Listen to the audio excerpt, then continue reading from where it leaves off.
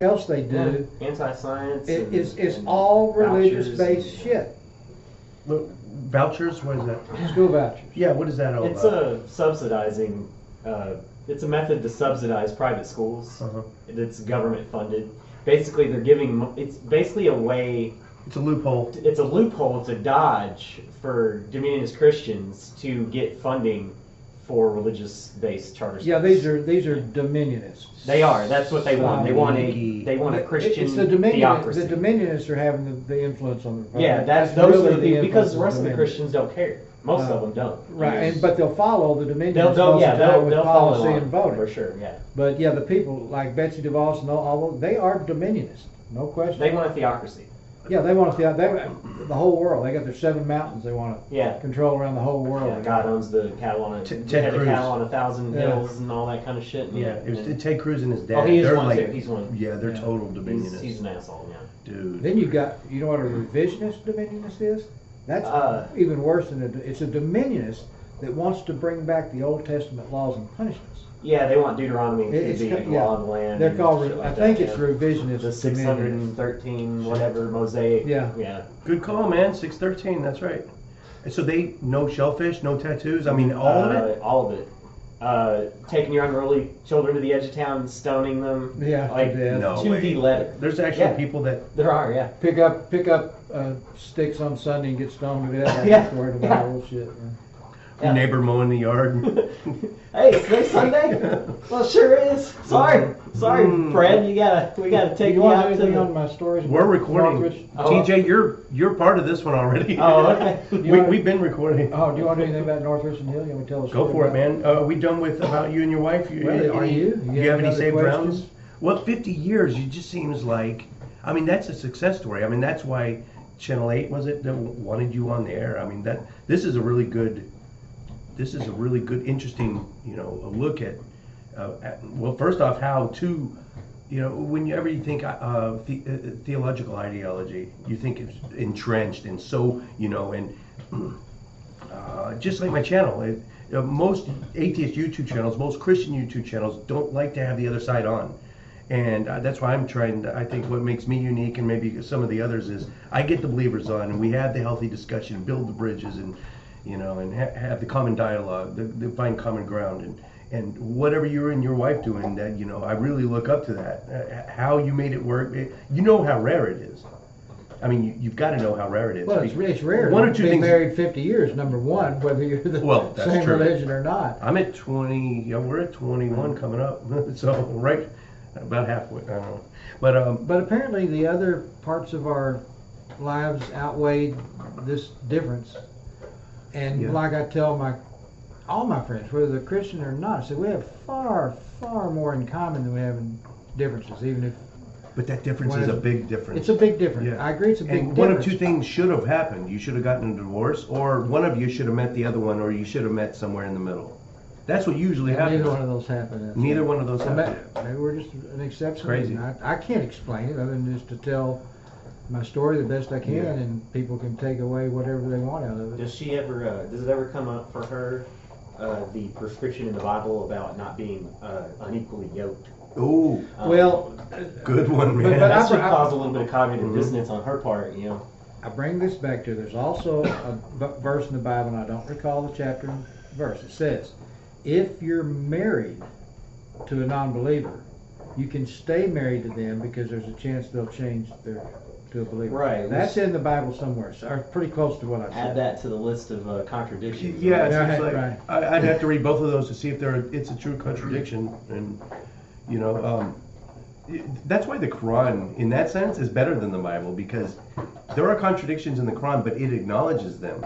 And it says whenever there's a contradiction, it's called abrogation. Yeah. You always go with the most recent one. Right. Bad news is the most recent ones were the most violent. Right. Yeah. Surah that's 9 what was the happened most to recent. you. Surah 9 is the bloodiest Yeah. surah. Yeah. It's That's yeah. why a lot of them point to the Hadith, though. They say, Which is even bloodier than the exactly. Quran. And they say, well, this is what this Imam said about this verse, and he acknowledges that it contradicts itself in such and yada yada, but he is interpreting it for Allah and interpreting the prophet and helping the Islamists come to a better understanding. So you have to take whatever they're saying about it. It becomes doctrine. It becomes doctrine. If it's in the Yes. well, depending on which hadith that they choose to recognize. Yeah, there are multiple. There's a half a handful that all the sects believe in. Yeah. You know, the Sahih Bukhari. I mean, there's a couple that all of them believe in. Right. Some of the big ones. Oh, what else? What else? Fuck my ass. What else? No thanks. Shit, Randy. Okay, well, 50 years. That's a long time. Yeah, what else did your wife talk? I mean, how long was the interview on Channel 8? They probably did a good total hour recording and film. Well, they did. This was actually Dallas Morning News newspaper. Oh, right. So they did a written story, but they also did a filmed interview that they put out on their website. Mm-hmm. Did they walk you through your daily lives, or it's? Do you two actively avoid talking about it? And then, if so, does that create stress? I sort of actively avoid talking about it because I know she's going to just pull that curtain of faith down. The conversation's not going to last very long. Even if I try to take an approach of just asking questions, she has a hard time answering. So over the time now that I've been out about it and we've recognized this difference in our relationship, it doesn't come up that often anymore. I mean, we've got so much other stuff going on in our lives with kids and grandkids that live locally, and a 36-year-old daughter of mine and her is still living at home with her 2 little kids. She's still trying to find herself or whatever. She does work, and that we're so busy with all that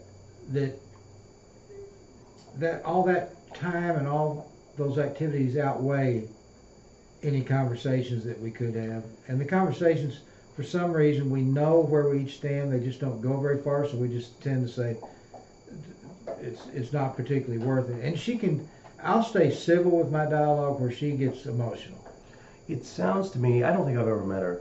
I don't think I have. Yeah. But just from everything I know about her and then 2 years of knowing you and listening to your stories, it just seems to me like she might be a little intimidated because you know way more about your side than she knows about her side. You probably know more about her side than she knows about Oh, her well, side. That's a probably, good observation because I have She's intimidated. read the Bible a number of times. I've read C.S. Lewis, Josh McDowell, Ugh.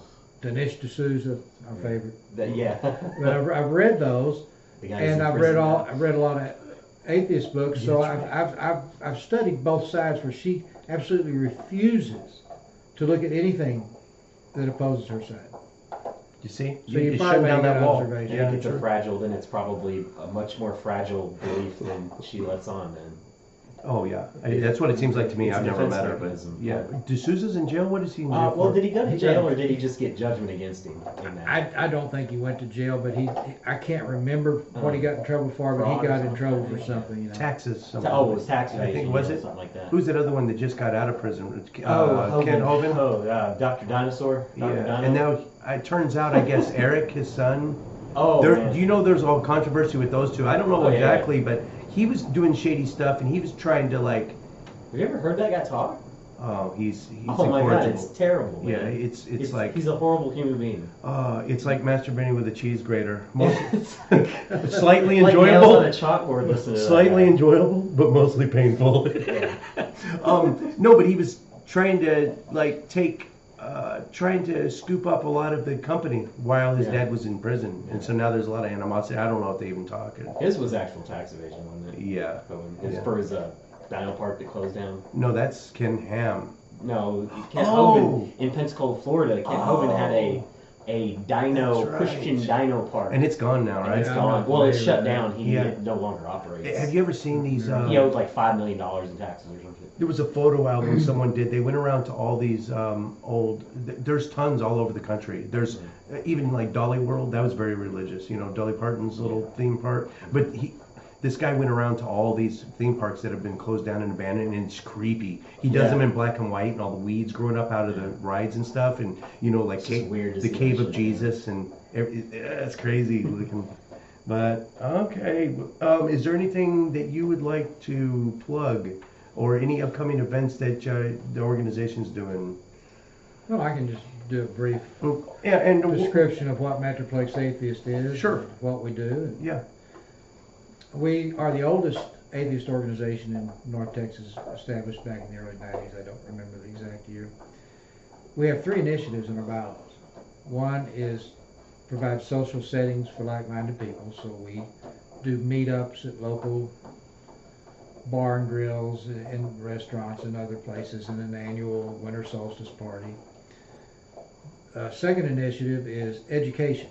That's both of the general public and other atheists. So a lot of what we do on that is we've done reach out to churches with mailing campaigns to say, would you like to have us come in and do an Ask an Atheist, or let us do a presentation on atheism, primarily to dispel the myths and misconceptions that most people have about what atheism is and what it isn't. And we've been invited to a number of classes at local universities, philosophy classes, religious classes, even a journalism class, a world journalism class, to do a presentation on atheism and Q&A. So that's our education outreach. The third, and the most important, I think, is separation of church and state issues locally. Because we have very limited resources. We don't even have a legal department like the national organizations. But we're always trying to keep an eye out for separation of church and state violations. And they primarily fall into 2 major areas that we address, which is public school violations and violations by the government on public property, be it religious icons or symbols or prayer at government meetings and so forth. So we will, when we get a complaint, we will look into it, determine do we want to do a protest, go in front of the school board or the city council, do citizens input along with the protest. If we need to, engage a national organization that would write a letter for us. So we're active all the time in that. Right now we've got some ongoing things we've been dealing with, which is North Richland Hills Council, City Council prayers, Rowlett, Texas prayers. The problem with it in the Dallas-Fort Worth area, the biggest problem is we're in the 5th Circuit, and those judges are not sympathetic Notoriously tough to rules. the separation of church and state. In fact, I would say most of those judges would like to see a theocracy. So the criteria for what we're going to fight, we got to really pick our battles, especially here, right? We pick our battles. The slam dunks that we know we're going to win. Well, and we don't necessarily have to win. Another important thing is to have patience and keep doing it and keeping it in the open forum where it's got visibility, whether we win or lose. A key is to keep visibility out there. And if you look at the civil rights movement, women's rights movement, they did that for years before they won. And they lost a lot of battles along the way. So it's important to keep it visible. Well, we have to complain now too, because the governor kind of set precedent on that issue, because if we're not complaining about it and it goes on for too long, then it becomes a non-issue because we can't complain about it. That's why we'll never get In God We Trust off the dollar bill. Exactly, because it's grandfathered in. Yeah, and Under God in the pledge. Because we waited too long. If we would have done it in the 50s when it happened. Well, I wouldn't say we've waited too long. It's hard to say what will happen in the future, but right now it's pretty well entrenched. Yeah, Since they the said 50s when it was put in. Well, all the rulings have been. They're obviously exclusionary and divisive motto and addition to the pledge. They're clearly exclusionary and divisive, not just for atheists, but for non-Christians. What the ruling now says, because over time it has become just, it has lost religious significance, they're saying. That's why, I mean, that was the ruling. Right. That's why In God We Trust. It's ceremonial symbolism. It's more ceremonial now than it is religious, because we waited too long. I don't know how you can have the name God in there and say it's not religious. They do it, man. I know they do. I deal with this all the time. Right. I know what they do. You're talking about the Q&As. We haven't really done one at a university in a long time. Now, how do we get going with that again? Because now we're friends with a couple, members of our group interact with some of the churches, and we do some Q&As at churches. When asked to come in and meet the atheists, we do that sometimes. Oh yeah, it's fun. Wow. sometimes every time we get at least one guy that wants to stand up and preach to us and it gets a little hostile. Yeah, thinks he's got the silver bullet. Yeah, oh yeah, they've got that knockdown argument, Yeah. but it's very rare. It's usually a really good time, and we just get up there and we just answer the questions, and it's really just to show them we don't have horns growing out of our head. Right, But we don't eat babies or anything like that. A lot of that, being a small volunteer organization, but when I say small, we've got on Meetup over 1,300 members, but they're not all active.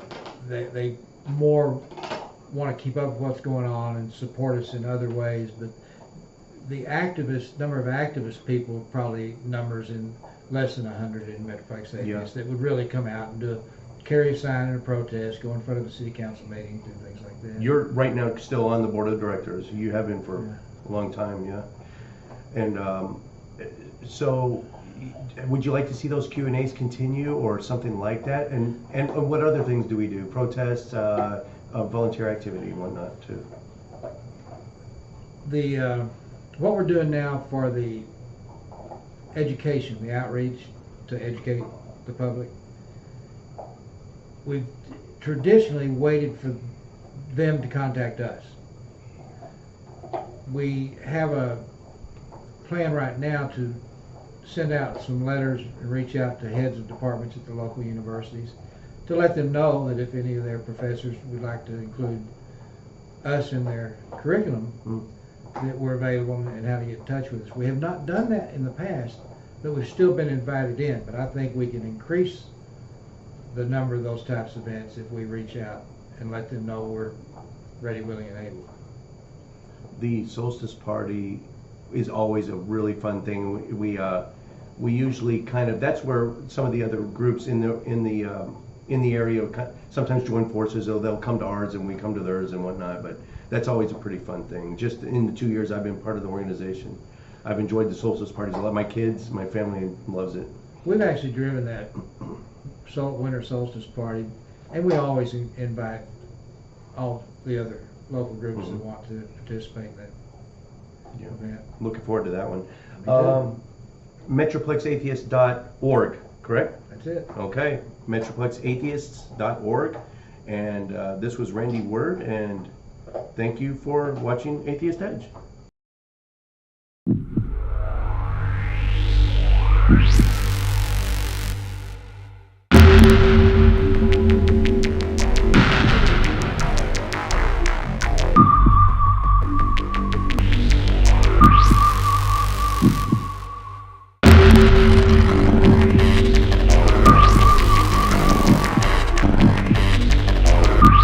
An unholy thing.